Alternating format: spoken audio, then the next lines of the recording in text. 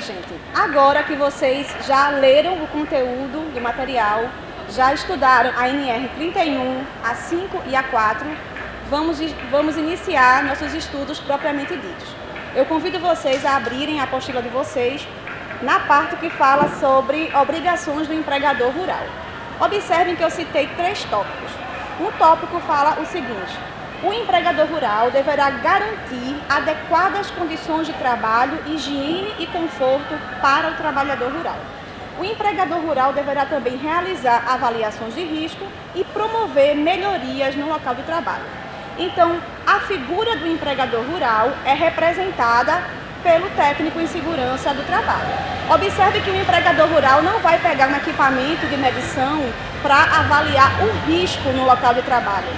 O empregador rural ele vai confiar no profissional de segurança para que você, futuro técnico em segurança, identifique esses riscos e leve para o empregador a situação que você verificou. Ou seja, você vai sinalizar aonde existe insalubridade, aonde existe periculosidade e vai fazer um planejamento, um plano de ação para controlar, para minimizar ou eliminar esses riscos no trabalho rural.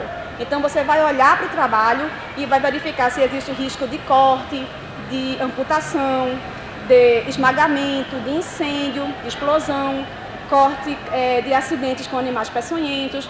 Esses acidentes que eu falei são os principais acidentes no meio rural. Mais à frente você tem no material de vocês uma imagem que eu coloquei sobre os direitos dos empregados. Um dos direitos eu quero chamar a atenção, é o direito de recusa. Então, em uma situação que ofereça risco grave e iminente para o trabalhador rural, esse trabalhador, mesmo temeroso, mesmo precisando do seu trabalho, deve ser orientado a se recusar a executar a atividade, mas se recusar com justificativa. Ele vai informar que aquela atividade não pode ser feita porque oferece risco de acidente e propor medidas de solução, né? Então você como profissional, como futuro técnico em segurança, deverá orientar o empregador quanto a isso e o trabalhador, para que esse empregador não venha se assustar quando o seu subordinado se recusar a fazer uma atividade de risco. Então, se há risco de incêndio, risco de choque elétrico, de explosão, de esmagamento, ou seja, risco grave e iminente de acidente, a atividade deve ser paralisada. No fórum da semana, eu preciso que vocês visualizem, participem do fórum. Nós temos lá um tópico sobre direito de recusa. Gostaria que todos vocês participassem. No material de vocês também, vocês têm a questão da gestão de saúde e segurança do trabalho. Mas o que é gestão de saúde e segurança? Na apostila de vocês eu coloquei sobre a melhoria das condições de trabalho, a promoção da saúde e campanhas educativas. Então, uma campanha muito forte que nós vemos ainda hoje no meio rural fala sobre o transporte do trabalhador rural, que não pode ser feito em hipótese alguma no pau de arara, né? Um transporte que não tem segurança nenhuma, onde o trabalhador pode sofrer algum acidente, além da forma como ele é alocado nesse transporte. Então, esse transporte não pode ocorrer desse jeito. E aí, o técnico em segurança realiza campanhas, realiza palestras, organiza CIPAT, que é a Semana Interna de Prevenção de Acidentes do Trabalho. Tem muita coisa boa para vocês trabalharem no meio rural, fazendo uso de campanhas educativas. Você tem também a questão da assistência à saúde. O trabalhador rural ele tem direito à assistência à saúde.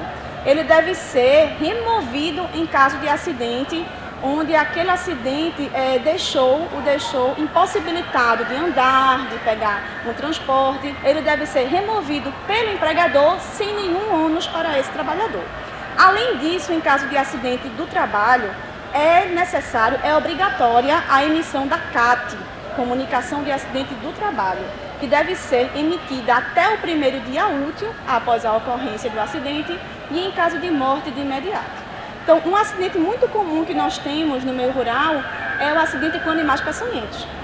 E você já tem um trabalho para fazer. No meio rural, deve realizar uma campanha de conscientização quanto ao uso de EPIs, equipamentos de proteção individual, e a conduta do trabalhador a fim de evitar acidentes com animais peçonhentos. Você tem agora, no material de vocês, o SES-TR, o Serviço Especializado em Saúde e Segurança no Trabalho Rural. Esse SES-TR se assemelha muito ao SESMET que você já estudou na NR4. Acontece que no meio rural existem 3 modalidades de SES-TR. O SES-TR pode ser próprio, externo ou externo coletivo. É próprio quando os profissionais do serviço possuem vínculo empregatício na propriedade rural. Ele é externo quando é um serviço de consultoria de saúde e segurança do trabalho. Então, muitos técnicos em segurança acabam trabalhando por conta própria e abrem suas consultorias de saúde e segurança. Mais uma oportunidade nessa área. E existe também o SES-TR externo coletivo, que é quando o empregador rural compartilha os seus profissionais com outro empregador rural. Então, nessas modalidades, o empregador vai decidir que tipo de serviço ele vai adquirir, se ele vai querer profissionais com vínculo empregatício ou se ele vai optar por consultoria. Nos 2 modelos, existem vantagens e desvantagens, né? E eu gostaria que você participasse do fórum que trata também sobre isso. Qual a vantagem do empregador rural possuir os profissionais de saúde e segurança registrados por ele? Então, esses profissionais são exclusivos, não é? E aí tem todos os direitos e custos com esses profissionais. Os direitos trabalhistas que devem ser pagos. No caso do SES-TR externo, você tem uma consultoria de segurança e o contrato pode ser rescindido.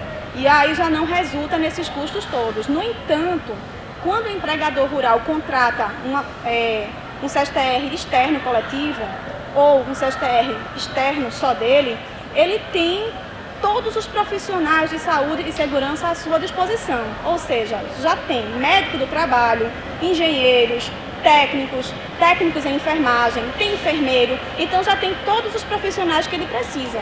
E se ele for contratar, se ele optar pelo SES-TR próprio, ele não precisa contratar todos esses profissionais, atendendo ao máximo de funcionários que existem no estabelecimento rural. Observem, façam uma leitura agora da NR31 nesse tópico de SES-TR e confiram com essa parte da videoaula. Agora, para finalizar com vocês, eu quero falar sobre a CIPA-TR.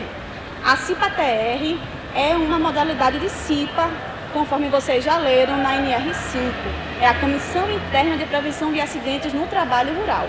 Essa CIPA-TR, ela é muito parecida com a CIPA tradicional. Parecida como? Parecida nos objetivos, mas a formação dela é diferente. Para começar, a CIPA tradicional da NR5 tem apenas 1 ano de gestão. A CIPA-TR são 2 anos de gestão e o presidente e o vice-presidente são substituídos por coordenador e vice-coordenador.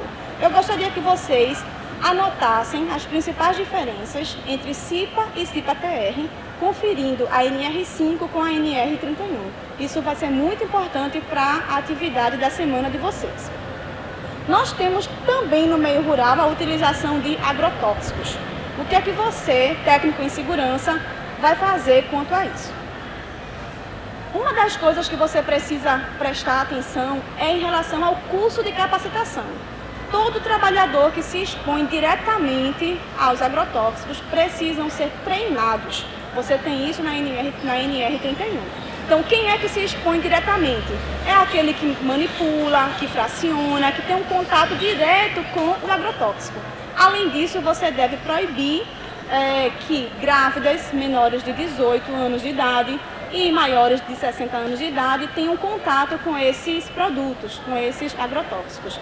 Observem também a questão da área ser pulverizada. Você precisa verificar se há uma programação de horário, de tempo, de forma de pulverização. É muito importante verificar a questão do armazém também, do armazenamento de agrotóxicos, que deve estar no mínimo afastado 30 metros de qualquer instalação, de qualquer casa, de refeitórios, de área de circulação. O motorista também que vai comprar o agrotóxico deve seguir com o receituário do engenheiro agrônomo para a compra desse produto. E aí todas essas recomendações de segurança devem estar bem claras, bem expostas em um outro documento que você deve elaborar, um documento chamado Ordem de Serviço.